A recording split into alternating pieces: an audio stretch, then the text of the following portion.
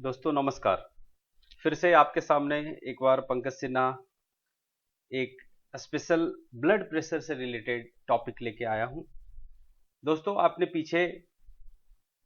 आपने मेरे साथ पढ़ा था कार्डियोवैस्कुलर सिस्टम के बारे में। हमने दो पार्ट में पीछे वीडियो बनाए थे, जिसमें कार्डियोवैस्कुलर सिस्टम पार्ट 1 पार्ट 2 आपने जरूर देखे होंगे। अगर आपने नहीं देखा है तो कृपया उसे पहले जरूर देख लें। हम आगे बढ़ रहे हैं जिसमें कि blood pressure and it's regulation के बारे में कुछ थोड़ी बात करते हैं। यह एक बड़ा ही लंबा टॉपिक होने वाला है, जिसमें कम से कम मेरे हिसाब से 3 या 4 पार्ट में मैं बनाऊंगा। और मेरी रिक्वेस्ट है कि आप देखें, इसे समझें, और यह अपने आप में एक पूरी सब्जेक्ट है। और मैं कोशिश करता हूं अपने फार्मा मित्रों के लिए, जो फार्मास्यूटिकल में काम करते हैं उनके लिए बनाऊं, और pharmacy student, nursing students and जिनको भी थोड़ी सी साइंस में रुचि है उनके लिए मैंने बनाया है मेनली रूप से। और दोस्तों आपका सजेशन हमेशा ही चाहिए होगा। हो सकता है कि कुछ मिस्टेक्स हो जाएं। हमने कोशिश की है इसको पूरी तरीके से ऑथेंटिक रखने के लिए, और टेक्स्ट बुक से मटेरियल लिया है और जहां से भी अच्छे सोर्स हैं वहां से लिया गया है। बट 99.9% यह करेक्ट डाटा हम आपके सामने प्रेजेंट करने जा रहे हैं। दोस्तों ब्लड प्रेशर यह एक साइलेंट डिजीज है, और इसे डिजीज इसलिए कहा गया क्योंकि जब यह कंट्रोल से बाहर हो जाता है तो यह हमारे शरीर में डिफरेंट ऑर्गन को डैमेज करता है। दोस्तों हम आगे पढ़ेंगे कि किस तरह से अनकंट्रोल ब्लड प्रेशर हमारे शरीर में दूसरे अंगों को डैमेज करता है। उसके पहले थोड़ी सी ब्लड प्रेशर के विज्ञान को जानते हैं। दोस्तों हम आगे बढ़ना कोशिश करते हैं और आगे बढ़ते हैं। दोस्तों आपने सभी ने फिजिक्स की क्लासेस में पढ़ी होगी कि व्हाट इज प्रेशर। प्रेशर क्या है? Pressure is a nothing that is the equivalent to force divided by area. So किसी भी चीज में प्रेशर हो, फिजिक्स की क्वांटिटी के हिसाब से अगर हम समझे तो pressure force divided by area, force and area. Same way blood pressure is exerted by blood on the wall of the heart or blood vessels, that is called blood pressure। आप यहां पर पिक्चर में जैसे देख पा रहे हैं, ये मान लो कि हमारे शरीर की आर्टरीज है या वेसल्स है, आर्टरीज या वेन दोनों भी हो सकते हैं। इसके ऊपर ये जो ब्लड है किस तरह से प्रेशर दे रहा है। So pressure exerted by blood on the wall of the heart और blood vessels is called blood pressure. थोड़ी सी एग्जांपल से हम आगे बढ़ते हैं। ब्लड प्रेशर किस तरीके से एक ही ब्लड डिफरेंट कंडीशन में प्रेशर क्रिएट कर सकता है, उसको हम समझने की कोशिश करते हैं। यह एक नॉर्मल आर्टरी है जिसमें ब्लड वॉल्यूम फिक्स है और इसकी एक सर्टेन प्रेशर है। अब आप एज्यूम करें कि आपकी सेम कंटेनर है, यानी कि वेसल्स आपका सेम है, बट अगर क्वांटिटी कम हो जाए तो उसकी प्रेशर बढ़ेगी या घटेगी? डेफिनेटली प्रेशर घटेगा। जैसा कि कंडीशन हैमरेज, ब्लड ज्यादा लीक हो गया बॉडी से या ब्लड वॉल्यूम कम हो गया तो प्रेशर कम हो जाएगा। दूसरे कंडीशन में अगर हम देखते हैं कि कंटेंट सेम है बट कंटेनर को हमने बड़ा कर दिया है, कंटेनर को हमने बड़ा कर दिया है, उस स्थिति में भी जो नॉर्मल कंडीशन में ब्लड थी वह प्रेशर घट जाएगा। पहले कंडीशन में क्या था? पहले कंडीशन में ब्लड ही कम था, ब्लड वॉल्यूम ही कम था, तो प्रेशर कम हो जाएगा। दूसरे कंडीशन में जिसमें ब्लड बह रहा है उसके वॉल्यूम को हमने बढ़ा दिया, यानी कि पाइपलाइन को थोड़ा सा एक्सपेंड कर दिया, तो भी ब्लड प्रेशर घट जाएगा। किससे? नॉर्मल कंडीशन से, जो आपकी नेचुरल है। इस साइंस को समझना होगा, और इस कंडीशन को वैसोडाइलेशन कहते हैं। जब हमारी वेसल्स में डायलेशन हो जाए, हमारी वेस्कुलेचर की अगर डायलेट हो जाए तो ब्लड सेम रहेगा फिर भी ब्लड प्रेशर डाउन हो जाएगा। हम आगे देखते हैं इस एप्लीकेशन की यूजेस मेडिसिन में कैसे की जाती है, जो कि अगले पार्ट में मैं आपसे डिस्कस करूंगा। तभी अभी तक के लिए हमें कुछ रूल्स को समझना होगा। रूल नंबर 1, ब्लड प्रेशर क्या है, what is blood pressure. Formula के हिसाब से देखा जाए तो blood pressure is nothing that is the cardiac output into peripheral vascular resistance. यानी कि ब्लड प्रेशर को डिनोट करने के लिए cardiac output and peripheral vascular resistance को समझना जरूरी है। अब हम आगे बढ़ते हैं तो कार्डियक आउटपुट क्या होता है। Cardiac output is equivalent to heart rate and stroke volume का गुणनफल है। यानी कि कार्डियक आउटपुट क्या हुआ, heart rate into stroke volume. So in the whole finally the golden formula of the blood pressure is heart rate into stroke volume into PVR. आपने देखा ये heart rate and stroke volume कहां से आया, इस वाले ब्लड प्रेशर की formula में cardiac output into PVR, cardiac output की जगह हमने रख दिया heart rate and stroke volume को, जो कि यहां पे लिखा हुआ है। So blood pressure is equivalent to heart rate into stroke volume into PVR. यानी कि अगर किसी भी इंसान की ब्लड प्रेशर बढ़ी हुई है या ब्लड प्रेशर ज्यादा है, means the person is having either heart rate is more, stroke volume is more, और पेरिफेरल वेस्कुलर रेजिस्टेंस उसकी ज्यादा है। अब आप समझें, या तो तीनों भी ज्यादा हो सकता है, हार्ट रेट भी ज्यादा हो सकता है, स्ट्रोक वॉल्यूम भी ज्यादा हो सकता है एंड पीवीआर भी ज्यादा हो सकता है। आप समझने की कोशिश करें, किसी भी इंसान की ब्लड प्रेशर अगर बढ़ी हुई है तो उसका दिल ज्यादा धड़क रहा है, ज्यादा जोर जोर से धड़क रहा है और ज्यादा उसकी फ्रीक्वेंसी बहुत ज्यादा है। अगर एक नॉर्मल इंसान की बात की जाए तो हार्ट रेट 1 मिनट में 72 होना चाहिए, बट जिनका ब्लड प्रेशर बढ़ा हुआ हो सकता है कि उसका हार्ट रेट 72 से ज्यादा हो, 72 पर मिनट से ज्यादा हो। स्ट्रोक वॉल्यूम, जो हार्ट वॉल्यूम बाहर फेंकता है, जो ब्लड हार्ट से बाहर की तरफ निकल रहा है दोनों वेंट्रिकल से, उससे ज्यादा वॉल्यूम में निकल रहा हो तो भी ब्लड प्रेशर बढ़ेगा। एंड पेरिफेरल वेस्कुलर रेजिस्टेंस क्या है, पेरिफेरल वेस्कुलर रेजिस्टेंस हमारे आर्टरीज एंड वेन्स जो रेजिस्टेंस पैदा कर रहे हैं, यानी कि उनमें कंस्ट्रिक्शन हो गया है किसी न किसी कारण से, जिसके वजह से उस पाइप में अगर कंस्ट्रिक्शन हो गया, कंस्ट्रिक्शन मतलब अंदर में कोई चीज अटक गया है ऐसी बात नहीं है, ओवरऑल पाइपलाइन जो एक नॉर्मल होना चाहिए वो कंस्ट्रिक्ट हो गया है, पतला हो चुका है कहीं ना कहीं, जिसके वजह से ये चीजें हो रही है। अब हम आगे देखते हैं। Now how to understand in better way like cardiac output. Cardiac output is amount of blood pumped by the heart per unit time, and means cardiac output equal to heart rate and stroke volume. We have just discussed heart rate, number of the heartbeat per unit of time. This is the 72 per minute is the normal value of the heart rate. A stroke volume is what? That is the volume of the blood pumped from one ventricle with each beat. कितना होने चाहिए, 70 ml पर beat. अब यह एक normal mathematical formula है, एक हर beat में 70 ml ब्लड बाहर निकल रहा है और कितने बीट करने हैं, 72 पर मिनट। मींस 1 मिनट में कितना ब्लड वॉल्यूम जाएगा, यू जस्ट मल्टीप्लाई 70 इंटू 72, और जस्ट फॉर योर कैलकुलेशन और बेटर अंडरस्टैंडिंग 70 इंटू 70 कितना हुआ, 490 ml, सॉरी 490 नहीं, आप इसको करेंगे तो आएगा 4900 ml, means near to 5 litre blood हमारे शरीर में हर हार्ट बीट के साथ सर्कुलेट हो रहा है। तभी कहा गया कि एक नॉर्मल ह्यूमन बीइंग में 5 से 5.5 लीटर ब्लड होता है।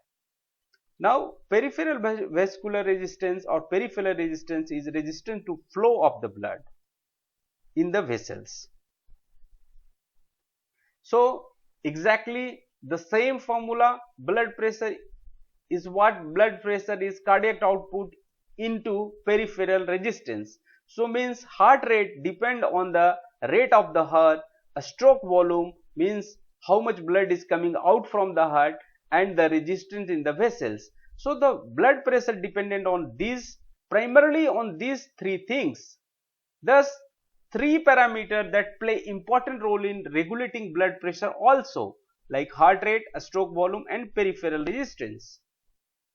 Now, there are different type of blood pressure. Out of that, the systolic blood pressure and diastolic blood pressure we have to know. We have to understand what is systolic blood pressure.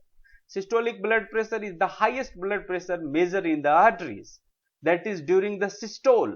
What is the systole? Systole means constriction of the heart. जब heart आपकी दबती है तब उस force को, उस जिस force से blood बाहर आता है उसे हम सिस्टोलिक ब्लड प्रेशर कहते हैं। देखिए इस पिक्चर में हार्ट कंस्ट्रिक्ट हुआ है और ये ब्लड बाहर की तरफ निकल रहा है और ये बहुत ज्यादा होता है, इसलिए ये सिस्टोलिक ब्लड प्रेशर कहलाएगा और इसकी वैल्यू ज्यादा होगी। Diastolic blood pressure when lowest arterial blood pressure during the heartbeat cycle, that is the when the heart is on the rest, and where systolic blood pressure is 120 and diastolic blood pressure is 80 for the normal human being. So blood pressure is regulated by the nervous system and the renal function, that is also called RAS, renin angiotensin aldosterone system. The full form of RAS is renin angiotensin aldosterone system. We will study in the better way in the next session. Right now just remember systole and diastole. Systole is 120 for the normal and diastole is 80 mm of Hg for the normal human being. Now there is the two important concept we have to understand here. आपके सामने यहाँ पे लिखा हुआ है systolic blood pressure and यहाँ लिखा हुआ है diastolic blood pressure.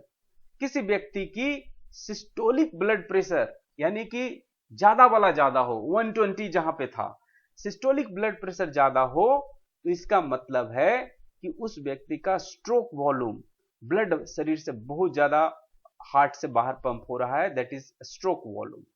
And elasticity यानी कि पेरिफेरल, आप कहें कि जो एरोटिक, जो एरोटा है उसकी इलास्टिसिटी पे डिपेंड करता है systolic blood pressure. Diastolic blood pressure again ये दोनों पे डिपेंड करता है, मींस स्ट्रोक वॉल्यूम, और आप कह सकते हैं कि systolic blood pressure and elasticity of aorta and the total peripheral resistance. So आपको ध्यान देना है किसी व्यक्ति का अगर डायस्टोलिक ब्लड प्रेशर ज्यादा है सो मींस उसके शरीर में पेरिफेरल रेजिस्टेंस बहुत ज्यादा है। पेरिफेरल रेजिस्टेंस ज्यादा है तो उसको पेरिफेरल रेजिस्टेंस कम करना होना चाहिए जिससे कि डायस्टोलिक कम हो जाए। सो अभी हम यहां पर फॉर्मूले से समझते हैं। सिस्टोलिक ब्लड प्रेशर और any type of blood pressure is equivalent to cardiac output and TPR. किस तरह से हम सिस्टोलिक को कम कर सकते हैं? अगर हम कार्डियक आउटपुट को कम कर दें तो हमारा सिस्टोलिक ब्लड प्रेशर कम हो जाएगा। सिस्टोलिक ब्लड प्रेशर कम करने के लिए कार्डियक आउटपुट को कम करना होगा। कार्डियक आउटपुट कैसे कम होगा? Cardiac output is nothing that is a stroke volume and heart rate. इस दोनों में से किसी को भी हम कम कर दें तो स्ट्रोक वॉल्यूम अगर कम हो जाता है या हार्ट रेट कम हो जाता है तो कार्डियक आउटपुट कम हो जाएगा। सो यहां पर मेडिसिन दी जाती है। डायस्टोलिक ब्लड प्रेशर में टोटल पेरिफेरल रेजिस्टेंस को कम करने से बेहतर परिणाम मिलेंगे। टोटल पेरिफेरल वेस्कुलर रेजिस्टेंस कम करने की कई मेडिसिन होती है, वो देने से बेहतर रिजल्ट मिलेंगे। Now psychological variation in the blood pressure. Age is the important factor.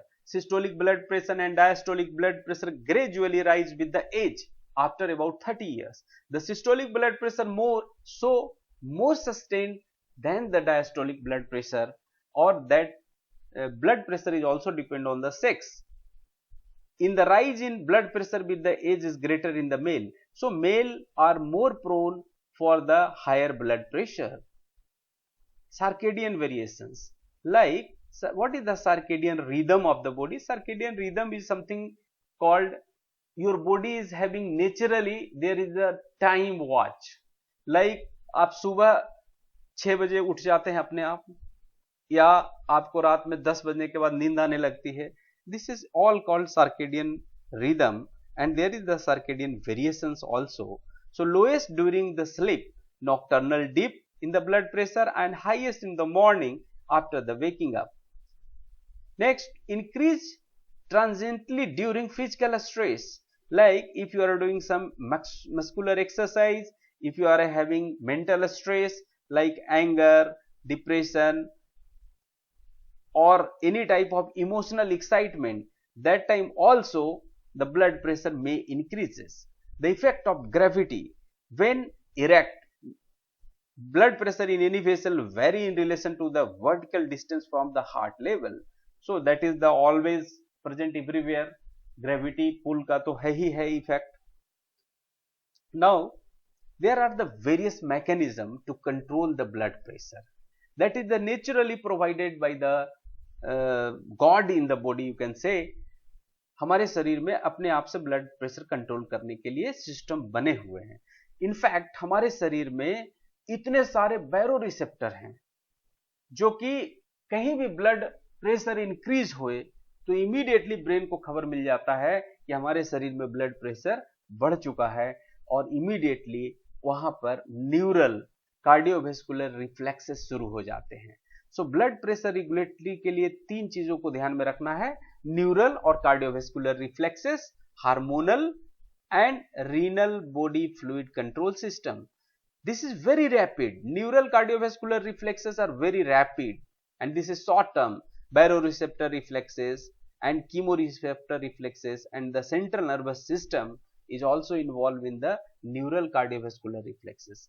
Hormonal, we all know, catecholamine, renin-angiotensin, aldosterone system, and vasopressin. These are the hormonal mechanism to control the blood pressure. And the renal body fluid control system, this is the long term. So if you see, remember, this is the short term action, and the rapid also. This is the short term but intermediate, and this is long term. Now this is the very important picture in front of you. How we understand now, try to understand the three part, like just I will give you the clue: neural cardiovascular reflexes, hormonal, and the renal body fluid control system. We will study in the next chapter different mechanism how to control the blood pressure. At present we are now concentrate here how the baroreceptor work in our body. This is very simple to understand. See, आपके सामने यहाँ पे picture में यहाँ पे आप देख पा रहे होंगे, ये क्या है? This is the vessels or arteries going to the brain, that is called carotid. There दोनों साइड में है, इसलिए carotid sinus baroreceptor होते हैं दोनों साइड में. The both side having the carotid baroreceptor, and this immediately feel how the blood is coming to the brain, either in the low or either in the high. So this carotid sinus baroreceptor give the signal to the brain. Now there is another aortic arch baroreceptor. This is at the aorta, and that is the, again this also give the signal to the brain.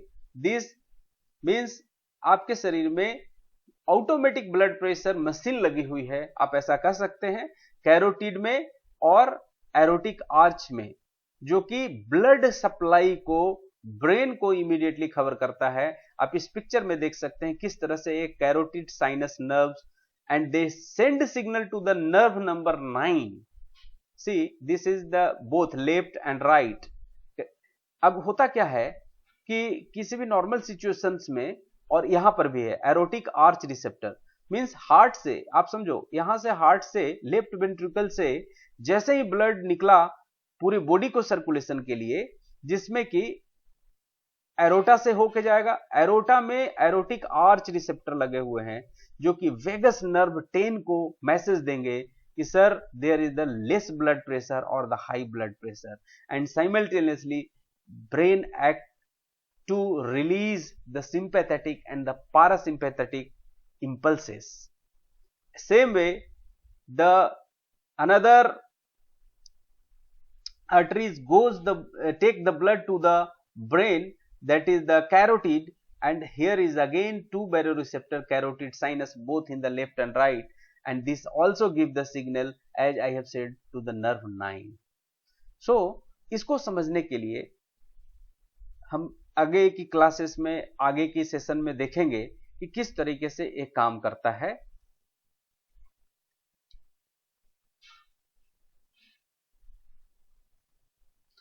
Thank you very much आपके patience के लिए और आपके ध्यान से सुनने के लिए।